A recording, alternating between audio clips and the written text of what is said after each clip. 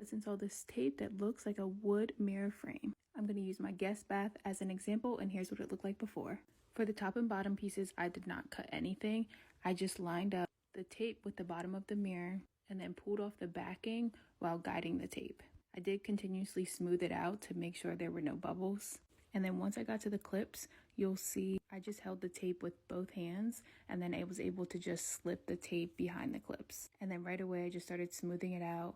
If you have clips that are tight to the mirror, I recommend just putting the tape over top of them and then cutting around them really carefully. Once I got to the top, I did the same exact thing. Again, I did not cut this piece. I just continued to guide it all the way across, smoothing it out as much as possible.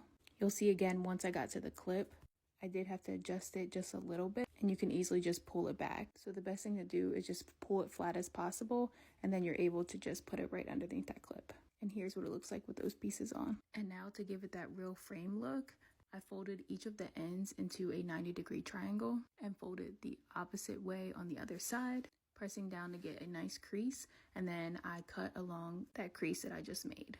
And then for the other side of this piece, make sure you fold it in the opposite direction. Essentially what you want is for it to look like there's 4 pieces on the frame.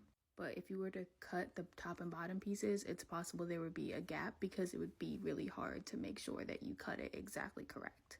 So then this is how the ends will look after you cut them. And you want to make sure you do the opposite on each side. So now I put on these side pieces exactly how I did the top and bottom. For this piece, you just want to make sure that the corners line up and that the piece isn't too long before you get started. But then once you get that on, again, you have that look as if there was 4 pieces on the mirror and as if both of the sides were cut at that angle. I need some more decor in here, but this is how it turned out.